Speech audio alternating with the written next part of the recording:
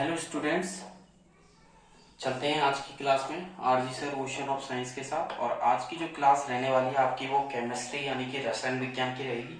और आज की क्लास में हम जैसे कि लास्ट क्लास में फंक्शनल ग्रुप को मैंने कंटिन्यू किया था, तो आज की क्लास में फंक्शनल ग्रुप के साथ हम आगे की तरफ बढ़ेंगे और नोमेनक्लेचर मैं आपको पढ़ाने वाला हूँ कार्बन कंपाउंड्स का। ठीक है, तो बढ़ते हैं आज की क्लास में। और लास्ट क्लास में जो फंक्शनल ग्रुप है उसे 2 मिनट के लिए मैं रिवाइज कर देता हूँ।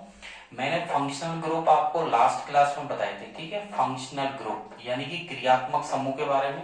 एक तो मैंने जैसे क्लोरो के बारे में बताया था, तो इसका आप क्लोरो लगाना है, इसका ब्रोमो बोलते हैं, इसको फ्लोरो है। ठीक है, CHO हो तो एल्डिहाइड, और एल्डिहाइड का एल आपको पीछे की तरफ सफिक्स लगाना रहेगा। कार्बोक्सिलिक एसिड है, कार्बोक्सिलिक एसिड का ओइक एसिड आपको लगाना है। कीटोन C+O, कीटोन का आपको ऑन लगाना रहेगा।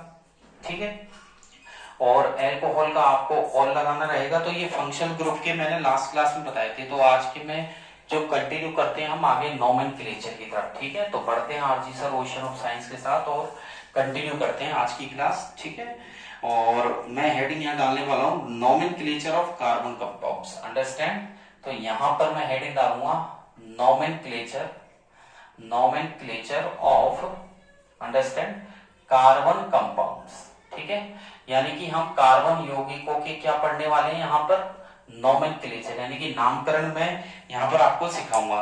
तो नोमेनक्लेचर में देखिएगा, नोमेनक्लेचर मतलब नामकरण। जैसा कि हम जैसे कोई भी बच्चा होता है तो उसका नामकरण करते हैं, इसी प्रकार यहाँ कार्बन के जो कंपाउंड्स है उनका भी नामकरण किया जाएगा। ठीक है, तो जितने भी ऑर्गेनिक कंपाउंड्स होते हैं तो उनका नाम जो उनके IUPAC एक यूनियन है, international union of pure and applied chemistry, उसके अकॉर्डिंग दिया जाता है। तो यहां पर मैं मेंशन कर देता हूं ऑल द ऑर्गेनिक कंपाउंड्स। यहां स्क्रीन पर मैं लिख रहा हूं ऑल द ऑर्गेनिक कंपाउंड्स, जितने भी ऑर्गेनिक कंपाउंड्स होते हैं, कार्बनिक यौगिक होते हैं, ठीक है, आर नेम्ड, उनका नामकरण दिया जाता है, आर नेम्ड, उनको नाम दिया जाता है। ठीक है, कुछ रूल्स होते हैं उसके, following rules, following rules by adapting. ठीक है, उसे स्वीकार किया गया है IUPAC द्वारा। ठीक है, international union of pure and applied chemistry इसका पूरा नाम है। ये भी आपसे पूछ सकता है, इंटरनेशनल, यहां पर लिख रहा हूं मैं, international union of pure and applied chemistry. Understand? तो मैंने यहां पर स्क्रीन पर इसकी फुल फॉर्म यहां पर मैंने आपको दे दी है। इस यूनियन के according, international union of pure and applied chemistry, इसे हिंदी में अंतरराष्ट्रीय शुद्ध एवं विशुद्ध रसायन संगठन बोला जाता है, और इसके अकॉर्डिंग नाम दिया जाता है। ठीक है, और IUPAC जो है इसके 4 पार्ट्स में हम कार्बन कंपाउंड्स के नामकरण पढ़ेंगे।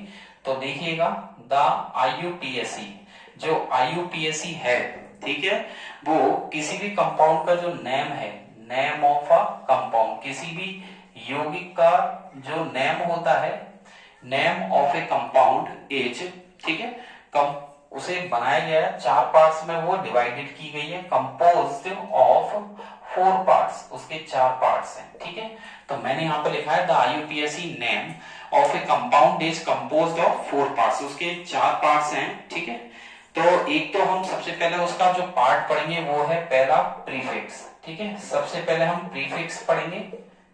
अंडरस्टैंड? जो आगे की तरफ जैसे भी जो भी शब्द लगेंगे वो प्रीफिक्स होंगे। देन आपका होगा वर्ड रूट। ठीक है, जो वर्ड रूट है, जो कार्बन की सीरीज है वो किस प्रकार से है उसको हम पढ़ेंगे, word root. Then primary suffix को हम यहाँ कंटिन्यू करेंगे।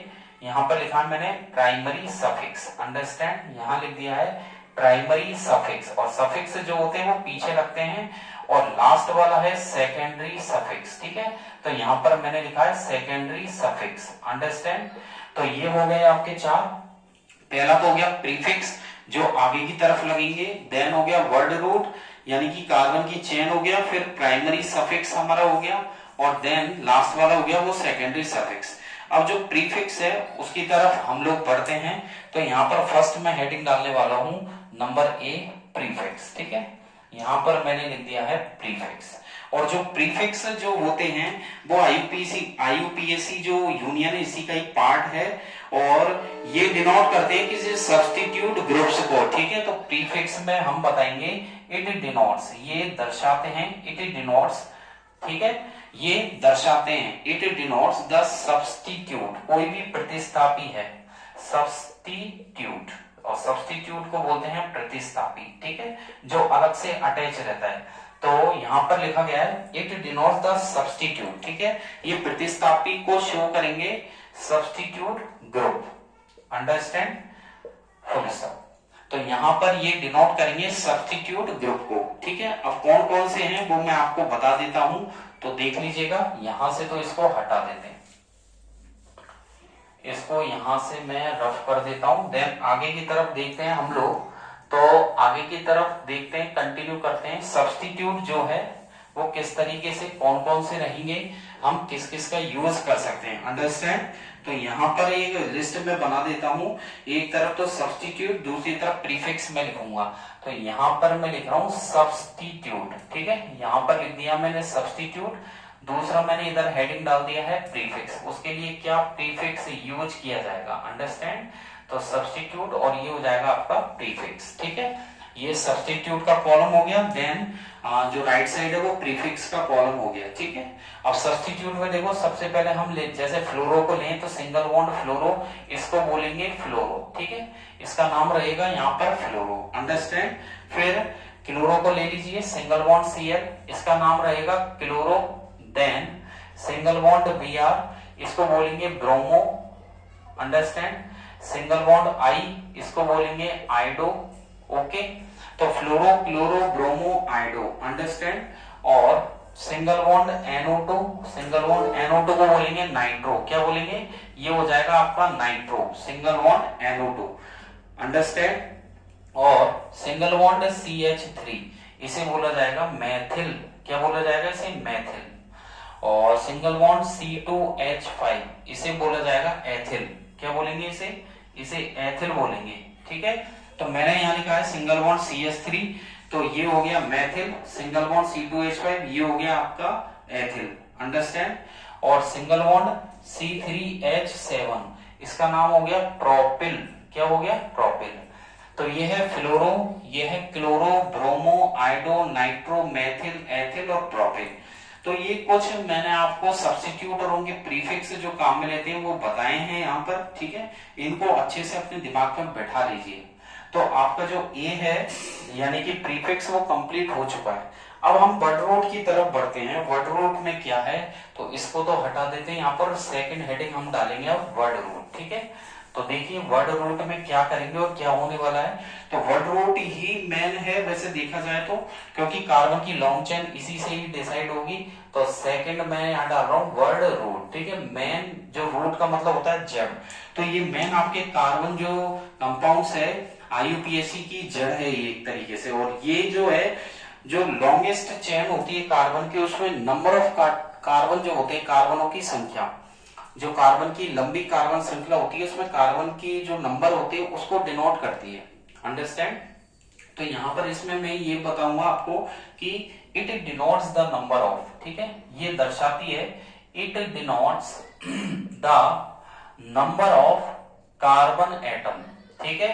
यहां पर मैंने लिखा है it denotes the number of carbon atom in the longest chain, in the longest chain, understand.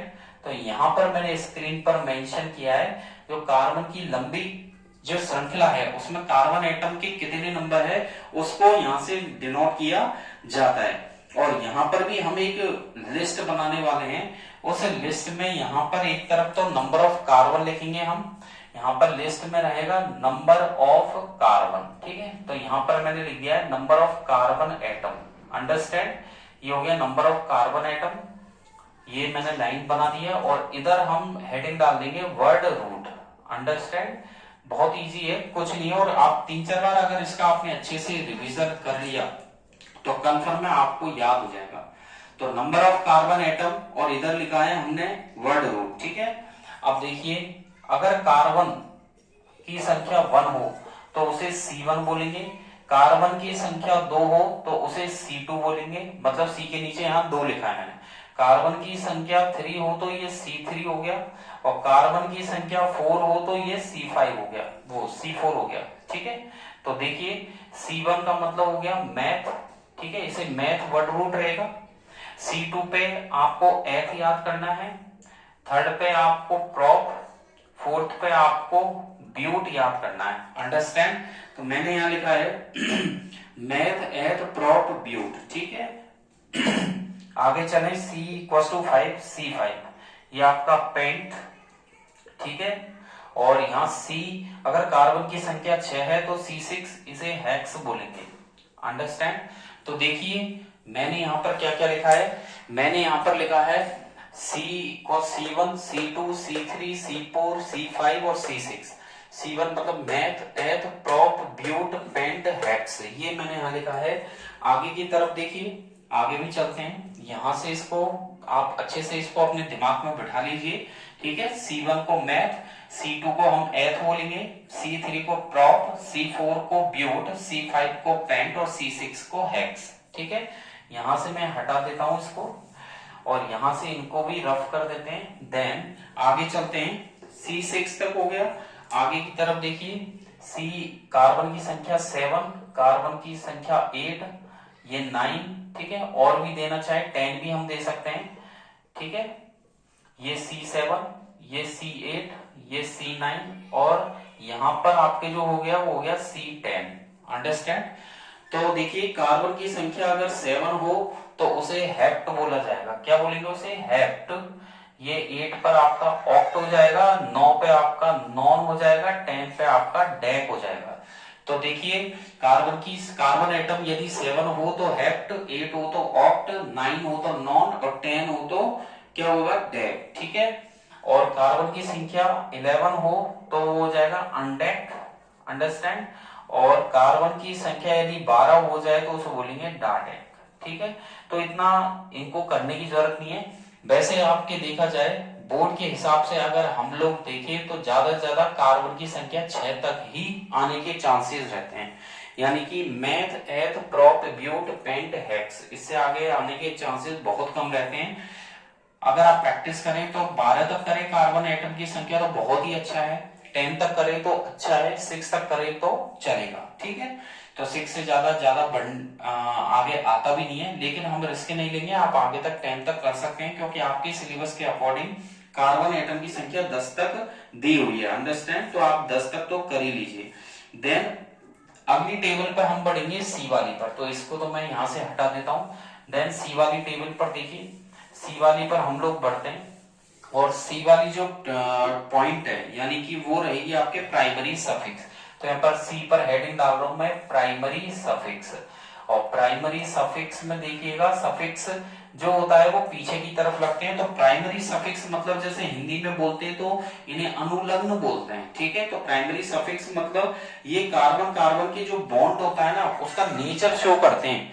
क्या दर्शाते हैं? कार्बन कार्बन के बीच में जो बॉन्ड बनता है, तो यहां पर मैं लिखूंगा इट डिनोट्स, ये दर्शाते हैं, इट डिनोट्स। ठीक है, ये नेचर को दर्शाते हैं। किसका नेचर? कार्बन कार्बन बॉन्ड का nature. It denotes the nature, it denotes the nature of carbon carbon bond. ठीक है, कार्बन कार्बन के बीच में जो बॉन्ड बनता है, जो बंध बनता है, उसकी प्रकृति को ये दिखाते हैं। ठीक है, इन द ऑर्गेनिक कंपाउंड्स की कार्बनिक यौगिकों में या बोल सकते हैं ऑर्गेनिक कंपाउंड्स में जो कार्बन कार्बन के बीच में जो बंध बनता है उस बंध का नेचर क्या होता है ये उसको डिनोट करते हैं। ठीक है, अब कार्बन कार्बन के बीच में जो होता है वो किस प्रकार से, अब एग्जांपल के तौर पे देखिए, अगर कार्बन कार्बन के बीच में सिंगल बॉन्ड है तो ये एल्केन की प्रकृति होती है। ठीक है, ये एल्केन का है और नाम के पीछे आपको एन लगाना है। क्या लगाना है? एन। जैसे मैथ में एन लगाओगे तो मैथेन, एथ में लगाओगे तो ethane, propane, butane, pentane, hexane, heptane, octane, इस तरीके से चलेगा। तो आपको पहचान ये करनी है, अगर सिंगल बॉन्ड मिले तो यानी कि वो एल्केन का टाइप है। ठीक है, यहां पर मैं लिख रहा हूं सिंगल बॉन्ड। ठीक है, तो ध्यान रहे अगर सिंगल लाइन मिले तो वो सिंगल बॉन्ड है, वो एल्केन का नेचर है, यानी कि एन लगाना है। अंडरस्टैंड? दूसरा जो है कार्बन कार्बन के बीच में डबल बॉन्ड हो, कौन सा? वो डबल बॉन्ड हो तो डबल बॉन्ड में देखिए, डबल बॉन्ड में ये एल्कीन का टाइप है। किसका टाइप है? एल्कीन। तो आपको क्या लगाना है? ईन लगाना है। क्या लगाना रहेगा? ईन। जैसे एथीन, ठीक है, propene, butene, pentene, hexene. Understand. और कार्बन कार्बन के बीच में यदि ट्रिपल बॉन्ड आ जाए तो ये एल्काइन का टाइप है। किसका टाइप है? एल्काइन का। तो ये हो जाएगा ट्रिपल बॉन्ड। ठीक है, ये ट्रिपल बॉन्ड आपके हो जाएगा और ये एल्काइन है तो नाम के पीछे लगेगा आइन। क्या लगेगा? आइन। यानी कि क्या बनेगा? जैसे एथाइन, ठीक है, और प्रोपाइन, ब्यूटाइन, पेंटाइन, हेक्साइन, इस प्रकार से यहां पर रहेगा। ठीक है, तो ये आपके क्या हो गया? प्राइमरी सफिक्स हो गया। अंडरस्टैंड। अब सेकेंडरी सफिक्स में देखें हम, तो अगली हेडिंग सेकेंडरी सफिक्स में चलते हैं आगे की तरफ। तो देख लीजिएगा, यहां से तो मैं स्क्रीन से इसको हटा देता हूं। सेकेंडरी सफिक्स की यहां पर मैं हेडिंग डालने वाला हूं। ठीक है, तो हमारे जो डी हेडिंग रहेगी वो रहेगी सेकेंडरी सफिक्स। ठीक है, यानी कि द्वितीयक अनुलग्न रहने वाले हमारे। और सेकेंडरी सफिक्स जो है ये जो फंक्शनल ग्रुप है उसको रिप्रेजेंट करने के लिए काम में आते हैं। यानी कि it is use to represent the functional group. ठीक है, तो यहां पर मैं लिखूंगा it is used to represent, it is used to represent the functional group. ये फंक्शनल जो ग्रुप है, ठीक है, फंक्शनल ग्रुप को रिप्रेजेंट करने के काम में आती है। It is used to represent the functional group. ठीक है, इफ प्रेजेंटिंग, इफ आगे मैं लिखूंगा इफ प्रेजेंट, ठीक है, इन ए कार्बन, इफ प्रेजेंट, क्या लिखा मैंने? If present in A carbon compound, ठीक है, कार्बन कंपाउंड एंड, ठीक है, ये जो है वो फंक्शनल ग्रुप को रिप्रेजेंट करने के काम में आता है। और कार्बन कंपाउंड में यदि ये अवेलेबल है तो it is attached to the primary suffix. ठीक है, it is attached, it is attached to the, इसे जोड़ दिया जाता है टू द प्राइमरी सफिक्स, इसे प्राइमरी सफिक्स के साथ ऐड कर दिया जाता है। अंडरस्टैंड।